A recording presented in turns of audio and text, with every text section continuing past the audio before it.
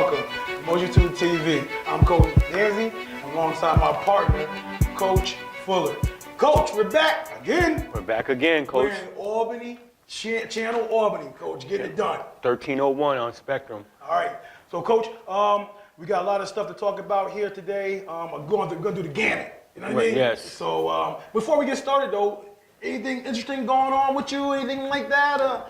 Anything you want to talk about?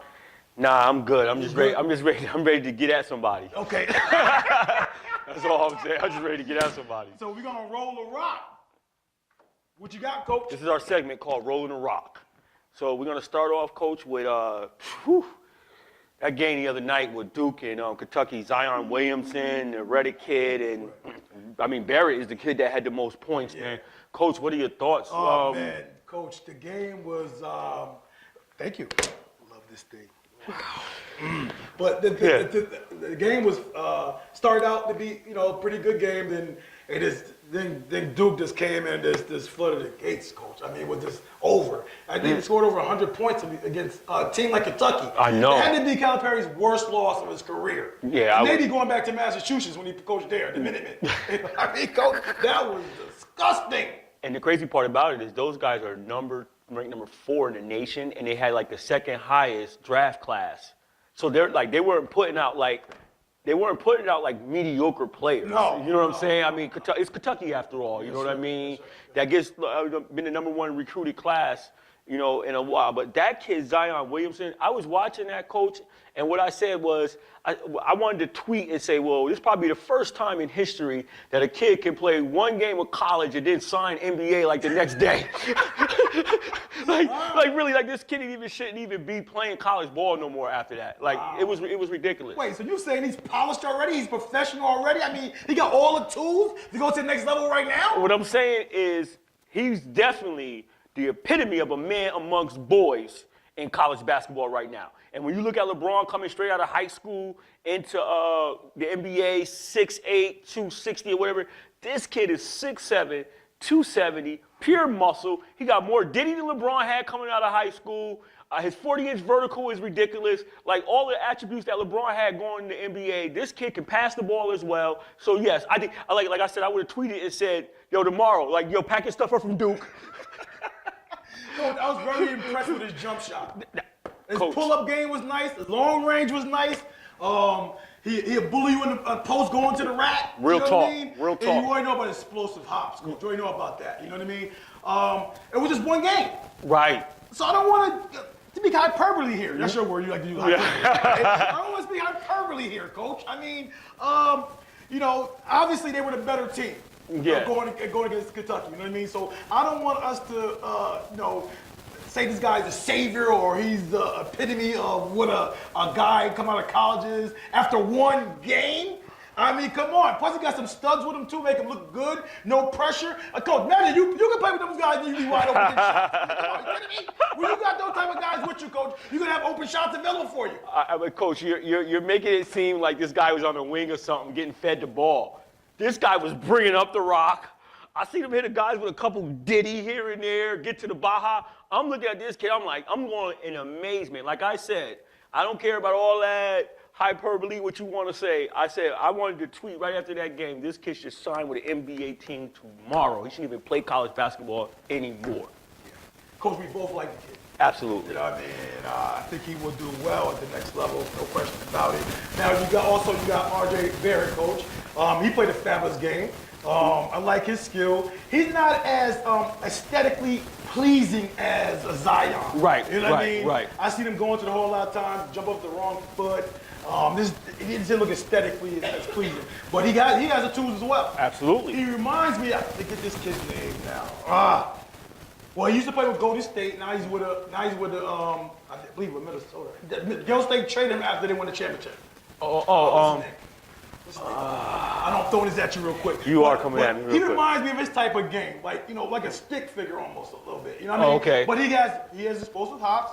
He plays hard. I like him as well, but he's not aesthetically pleasing in the first game. The only first game. Right. As Zion. So that's the only knock I have. I mean, if I gotta have my knock, that'd be the only thing I have to say. And at the end of the day, we're talking about freshmen. That's That's deep. That's deep. And you Yeah. got Reddish there, coach. Yes. You know, I think he was the first one to sign with Duke, and the other two came on Coming aboard. after that. You know what I mean? So they got a team. I mean, these guys look like they're gonna just walk through the whole thing. I mean, I will venture out to say I wouldn't be surprised if they challenge UCLA Indiana was the last undefeated team, if I'm correct, that won the national championship. I think back in 1972. Don't quote me on that, but I think it's about then. That's the last undefeated team that won the whole thing. And didn't lose, suffer a loss. I think it was the Indiana, led by Bob Knight. Yeah, right. You know what I'm saying? I think this team has an opportunity to do that. The way they looked the other day. So yes. What's next on the docket, coach? Yo, moving on. When we was in the control room, this guy was begrudgingly wanting to talk about this topic. So it's kind of my thing. I do force it. It must be who? Who are we talking about? The Lakers slow start. Yeah. Come on, coach. So some would say that the Lakers are off to a slow start.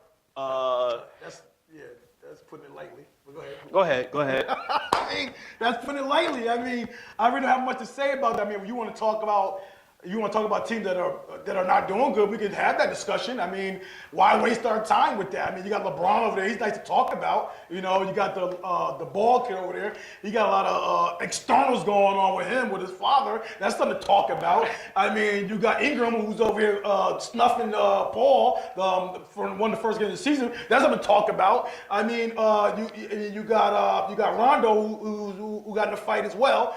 We could talk about that. I mean, but we're not talking about basketball though. So I don't know. Go ahead. I mean, what you got? I said Lakers slow start. I ain't talking about all this stuff that you're talking about. All right. So the Lakers slow start. I mean, I believe that a lot of times when teams are comprised, what typically happens is that we really underestimate the importance of chemistry. You know what I mean? So with the Lakers, I wouldn't really get into the whole nuances of a slow start with them. It's chemistry building. You got a young team. You know, you try. You know what they did really well was surrounded with some veterans. You know, you got McGee in there. You know what I mean? Coming off a championship pedigree type of team of Golden State. You have Rondo championship with Boston. Another pedigree. You got Lance Stevenson. You know, not championship pedigree, but battle tested warrior type of sense. Born ready. Born ready. So you have a lot of situations where these guys got to get a chance to gel and get more familiar with each other. I mean, when you have LeBron on your team, to me, it's just a matter of time. Now, the onus will fall on the coach. That's a good one, Coach. What do you think about that opportunity? Not even opportunity. What do you think about that reprimand that Magic gave them? I mean, leaked out. So we really don't know if it was a reprimand. It could have been two guys talking and some guy in the media want to run his mouth, make a story, and then blow something bigger than that. Right. But do you think with the talent, bringing LeBron over and the talent that he had, like the pedigree you brought up, they got a couple guys there with championships already. So is his job on the line? I mean, he came away from Golden State. I mean, when he subbed in for Kerr, he was the next best thing. You know what I mean? With all that, them guys can run themselves. Now all of a sudden you go over here, you got the best player in the world on your team, and you're not winning. I mean, was Magic Johnson wrong for bringing this guy in off and talking about his future? No, absolutely. Let me just say this, because I would be kind of like talking backwards to say one hand that it takes time to gel and get the chemistry, and then to say on the other hand that the coach is in jeopardy. Right. You know what I mean? I would say that I think what they said was right up to speed. You're not in trouble right now. You're not in danger right now. However, we do expect things to turn around. We're not looking for, understand this with LeBron. Let's just say this. LeBron has been to 8 straight championships. All right? A lot of miles is on him. You know what I mean? He's been carrying it for a while. So right now he needs a year. He wants a year off. Right. Chance to relax, be with his family, be with his kids, not have to. People don't understand. 8 years straight in the finals. Wow. You know what I mean? And this guy works crazy on the off season. Spends a lot of money in his body. Right. So you know what I mean? So right now what they're saying is, hey guys, let's be around. It'd be a nice little thing for the Lakers to be in the playoffs this year. You know what I mean? So that's the goal. Get them in the playoffs, start to look like they're going in the right direction. Next year is the big free agency pool opening up. You know what I mean? You got Anthony Davis, Klay Thompson. You got a lot of free agents that'll be opening up. This Kawhi Leonard still is going to be out there. So there's a lot of. Is Durant out there? I think he might have 2 more. He might have 1 more after that. But you have a lot of. So they just trying to, Yeah. So what I'm saying is that with the coach there, jog my memory with his name again. The head coach of the Lakers? Yeah, the head coach of the Lakers. Head coach of the Lakers. Let's call him that for now. I am the one kid. right. Well, anyhow, with him, it's like the expectations is this. Right. If we continue on this path and not see that our expectations being met, by all means, you're not a veteran coach. You're not a proven coach. Right. You know what I mean? You don't have none of those things on your pedigree that says that we should stick with you and you can be able to ride this out. If this thing continues to look like it's not going to get going in the right direction, this would be the time to make a move for that. I mean, when you get rid of your coach of the year, well, a great season from a season ago with the Raptors did. You know what I mean? And then I don't see any issue with this moving him, a guy who haven't really did anything.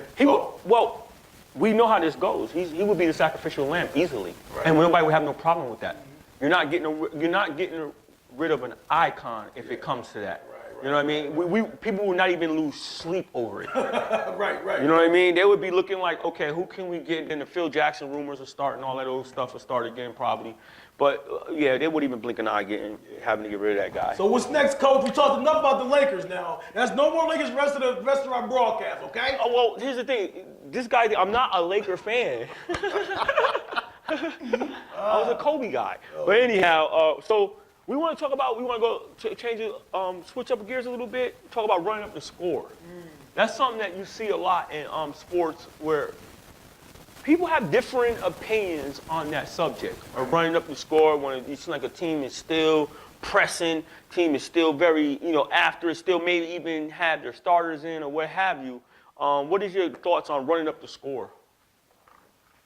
My thoughts to run the score is it really depends on the situation at hand. You know what I mean?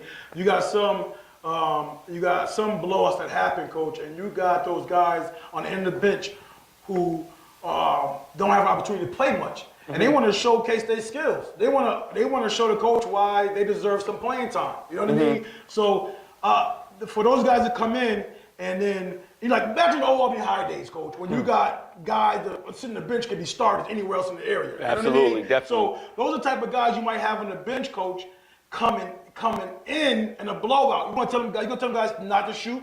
You're gonna tell them guys pass the ball 15 times before you shoot it.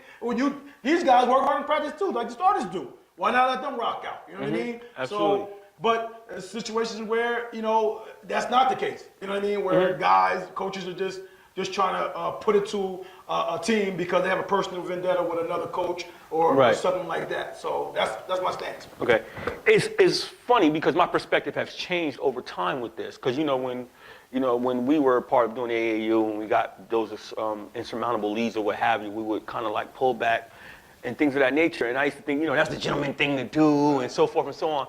What changed my perspective a little bit about it was Connecticut women's basketball. That changed my perspective because if you watch the women's basketball in Connecticut, they don't take their foot off the pedal at all. You see what I'm saying? They don't take their foot off the pedal. And I started to look and I said, you know what? I said, 88 game or however winning streak they had, all the national championships, undefeated seasons they had. My guess is that if you don't keep your kids hungry, they don't get those kind of achievements. You see what I'm saying? Right. So for me, it's just like now I had a different perspective, because we all know that aggression and playing hard, you're preparing for the next game, you're preparing for the game after that, you're preparing for the season. So what the Connecticut women's basketball did with Geno Auriemma, what he did was basically say, you just take it. You stop us if you're going to. We'll blow you out by 40, 50. You know what I mean? I know he got a lot of flack with that. Even people called him arrogant. However, he's been tremendously successful. So I believe it's more so into the fact that having your kids stay hungry, aggressive, and ready. So every time down when we're out, we don't got to worry about if she's up for the game. Are we going to we keep our foot on the pedal, practice, this, that, game, all the time. Know what you're getting with me. You know what I'm saying? So, and look at the success that he has. You know what I mean? So, a lot of coaches get a little upset when you run the score. Why are you still running the score and this and that? I may be doing it for bigger purposes than just this game right here. You know what I mean? I'm preparing my kids to be aggressive, to stay aggressive, and have that kind of mindset, which leads to success. Okay, so blowing out the team, I'm kind of shocked you bring up a women's coach, a women's game. So you watch women's basketball? Obviously. Oh, okay. Yeah. I'm a basketball savant. I mean, let me tell you. Shout out to the girls basketball, women's basketball. But coach, I mean, what are you saying though? I mean, you saying keep your starters in when you're up by 50? Keep your starters in and lay it down even more? I mean, that's what you're saying? I mean, are you saying you're up by 30 and the guys who don't get much playing time at the end come in and do their thing? What are you saying here? I don't know what you're saying. I don't know why you gotta put words in my mouth. Like, really, I never said that I'm gonna like not put my starters in. I said the foot on the gas pedal. So you agree with me then? So I'm not saying I agree with you because you're kind of like you're just a little off a little bit. Where am I off at, coach? What I'm saying is this right here. Starters, bench players or non-starters or whatever, we want to show aggression from the start of the buzzer to the end of the buzzer. So the thing is either you stop us or you don't. Oh, that's what I get. So what you're saying basically is you're up by 25, 30.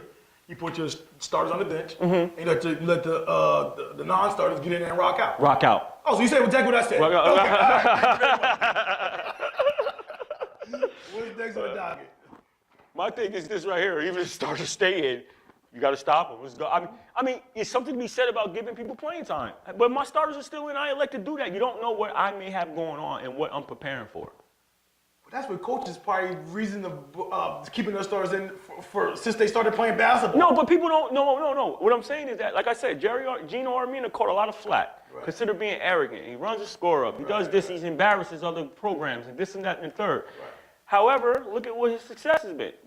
I'm looking not at you, I'm looking past you. Right. Moving on. Oh, this guy right here, I swear. I know you want to be on par with me. It's kind of hard sometimes, but anyhow. So, moving on, Coach. College basketball. Ooh. Okay, Coach. I just want to talk about a few things in this. Just a couple updates on a couple of the games, Coach. You know, we already talked about the Kentucky and Duke game, Coach, which happened on November 6th. And that was a 118-84. I mean, that's crazy. And that's no indication. It was worse than that. Right. You know what I mean? That's a fact. Yeah. She took his foot off the gas. She only went by 20, Coach. Oh, man. I hear that. Good point. I hear you there. All right, so the same day, Coach, Kansas played earlier. Kansas beat Michigan State 92-87. Much more competitive game. Good game. You know what I mean? Came down to a couple minutes in that game where guys just made shots. So that was outstanding to see. Also on that day, you got UNC, North Carolina Tar Heels. Right. They beat Wofford, which was a closer game, Coach, 78-67. And Wofford beat them like last year. Yes, they did. Yes, they did. So you know they were up for that. And then Syracuse on that day, I believe, beat Eastern. I believe it's Illinois. I forget where. Or Eastern Washington, one of them schools. I'm sorry if I have to get that back to you. 66-34. So you know how Bayham does it. You know, you're not gonna have too many high scoring because they play that zone. So, but you know, we'll see Syracuse. They'll be right there in the mix. Let me expound. I want to expound on Syracuse. Syracuse is a funny team to me, only because like with Syracuse is crazy because it always baffled me that a coach would stay in a 2-3 the whole game. That is extremely baffling to me. That's his style. You're looking at me funny. I'm telling you, that's baffling to me. And the reason why it's baffling to me is because from all the years and all the coaches I saw, is there such thing as game adjustments? He adjusts in his zone. He makes adjustments in his zone. He got like 30-something variations of that. Oh, so you're saying when you need to press, don't press. When you need to go man-to-man, don't man. Has there been times in your career as a coach that you had to go a different style? You was running 2-3, or you're stable with something, you said, oh, we need to match up man now. We got zone busters, guys knocking down shots.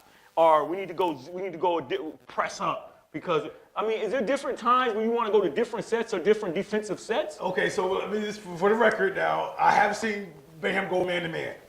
Very seldom. Okay, like 1%? I would have to go look extremely at tape to go find him. 1980 or something? Like Sherman Douglas and Billy Owens and Coleman and all those guys? And he does press up when he's down. I saw him press. You know what I mean? So, but like you said though, he's not a guy that he's a staunch believer in that 2-3. I mean, that's the bottom line how he sees it. You know what I mean? So, and he recruits guys that fit that type of style he likes to play, like long guards, long forwards. You know what I mean? So, and those guys, very long guys. You know what I mean? So he recruits to that. So he doesn't even spend much time trying to focus on anything else because he wants that to work a certain kind of way. You know, so. Let me tell you like this. I mean, it's funny. I'm glad you brought up point recruiting because it's an excellent recruiting tool. You know why? Why? Oh, he just got to sit in the 2-3. So you think the 2-3 is a laid back, chilled, I'm not gonna do much type of defense? Oh, the kids love when you go to 2-3. Wow. So you get recruited. Oh, yo, my man. All they do is play 2-3. Have you seen Syracuse 2-3 lately? Listen, when I was teaching the 2-3, Yeah. I ordered his tape for the record. Right. So have I seen his 2-3? No, I got his tape of his 2-3. So you right? know that his 2-3 is very active. Very active. Okay. I'm not knocking the 2-3. I like it. I like it. Okay. The fact that you don't strategize, this guy, with all the talent that he has, this guy got one national championship. Not that they're easy to come by. I got one national championship. And at that time, he got that championship with the best player who shouldn't have even been in college. Something like Zion Williamson. You see what I'm saying? The best player. So, I don't know. That just was a little off-putting to me. With and North Carolina, too. I mean, they have these games where it's like, yo, what's going on? Like, you're battling with these guys? You're right. So, yeah, that's just something I just wanted to get off my chest regarding And the last one, Coach, I know you see. This is how much of a college basketball watcher I am, and where you're not. I watched a game, Northwestern versus Southern Illinois, Coach. Who does that? Huh? Besides me. All right. Get a life. No. Well, Northwestern, they won that game. You know what I mean? It was a good game. They battled through it, and they ended up winning it. They ended up blowing them out, though, but 82-52. Wow. So, Wow. Northwestern's one of those teams that can sneak up on you. Yes. You got Collins over Yeah, they're one of those teams that can sneak up on you if you're not careful. And their football is like the same thing. They're kind of, the program is overall known for their academia and all of that stuff, but they could team that could definitely sneak up on you. Well, that's the only ones I wanted to mention right now, Coach. I didn't want to take up too much time in that. And we're going to talk about, Coach, next week about some of our local college guys and see where they're at. Yeah, so, exactly. We look forward to that as well. What you up to now? Yeah. I mean, we be getting into that about the kids that went on to college and playing in college. What you up to now? That's right. And we're gonna basically stay with the kids that we have covered in the last couple of years, right? Absolutely. Okay. I mean, we could periodically maybe touch on a kid or so that was a high-profile kid that went from here just to keep people abreast. But overall, it'd be people that we cover. Okay. Kids that we cover. What's next, Coach? Give me the rock, like you have a problem doing, and always had a problem doing. I fed Seymour. What are you talking about? Feed me, Seymour. I never felt full. My big guys felt. They never won a second. I never felt full. I was hungry. Some games I was starving. Well, I can't give you the ball and they can put in the hole for you. No, just give me the ball. I can do the rest. Oh, okay. Just unleash it. So what I really want to talk about, get into, what we want to touch about is Syracuse football. I know we're on primarily a basketball, show. However, Syracuse is right the road for us, and most people from this area, alumni, our towers follow Syracuse. Syracuse is ranked, as of yesterday, they were ranked 13th in the nation. And somebody said, I don't think they was ranked like that since Donovan McNabb. That's going way back. Way back.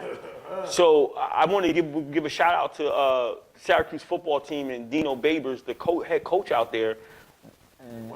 Wonderful. They got Syracuse right now. And it's not just this year. This is since his tenure has been here. They got him on the map. Right. They got him on the map. Coach, it almost beat, I believe it was Clemson. Early in the season, it was a good game. We went down to the wire, I believe. You know what I mean? I gotta look at my research and I should give them correct information. But they haven't been out of the 2 games they lost. They were there. Right. You know what I mean? They got a big game today against Notre Dame, I believe. So go Orange. But right. Yeah, Coach, I like what I'm seeing there from them guys. They got some speedy backs. They got a couple of speedy guys on flanker, the wide receivers, whatever. And the quarterback is decent, so it's something to watch. You know what I mean? Yes. So we're rooting them on. I like the fact that with Syracuse, I like the fact that, basketball's always been, it's a basketball school overall, you know what I mean? Even though some of the greats is Jim Brown and the other, I'm sorry, it was another great running back that went there as well, too, besides Jim Brown. But there it is, that it is. I got you for something. I'm a encyclopedia. Oh my God. Encyclopedia out here. He gets one every once in a blue moon, and this happened to be the blue moon. All right, so I'm just excited that they are able to give the area fans something to look forward besides the basketball program, and the football program has been down in the toilet so long. Now the question becomes, these bigger programs are going to come after Dino. How long he's going to stay there? How long he's going to be? Somebody's right now. Let me get this right. I got the rock though. You ain't going nowhere, baby. Hold on, let me get this right. Somebody right now is writing the contract up for Dino right now, and they got a lot of zeros behind it of what they're ready to give that guy. Two commas? 2 commas. We ready to lure you right now. We're just waiting. Now you're ranked. Yeah, they'll be coming knocking on his door. Syracuse have to do a lot to keep this guy. Oh yeah, you know what I mean? I hope they're gonna feel comfortable. Hope they not put any unwanted pressure that doesn't need to be there. That's a fact. You know, some fans are fickle like that. That's That's a fact. Yeah. That's a fact. So what happens in that situation is you get too comfortable and you start to, not appreciate what you have. Don't forget, you know what I mean? Because the thing about it is that when you've been down, you got somebody that can and he's doing it within the time frame that you kind of asked for, you know what I mean? To rejuvenate a program like that and make it relevant. Man, listen, if I'm his agent right now, I'm just chilling right now. I'm like, yeah, man, just, finish keeping the top 25 and we good. You know what I mean? Nobody even expected this at all from those guys. Yeah, so yeah, Coach, that's about, you got anything else? I'm looking forward, honestly, I just want to touch, I'm looking forward to the high school season coming up. Oh, yes, Coach. And I'm looking forward to watching some of the guys who were in our broadcast play a few games at the next level at the college, too, locally. You know absolutely, no question about it, yeah. I can't wait to catch those guys out. Just keep all the people who watch Umoja TWO watching Umoja TWO program, keep you abreast of how these guys are doing once they leave the area. Sometimes we forget about these guys, so we want to keep you guys abreast on what they're doing and how they're progressing. Yeah, because a lot of times when I come across fans and things of that nature, it's like, how's that guy doing? Have you heard how he's doing in college or what he's up to or what he's averaging? And, and plus get some of them guys in the show to get them to come back and talk to us about their experience, because it's a lot of difference from high school and college. And a lot of times it'd be good for them to come back and talk to the kids and talk through our show about, the rigors of playing college basketball, because a lot of times the kids are not abreast to really what it is what it takes what is required. So to have these guys come back and give them a dose of reality and perspective would be good. You know what I mean? So looking forward to that. All right, so it's gonna be Umoja TWO TV. We're here for you guys. Umoja TWO TV signing out.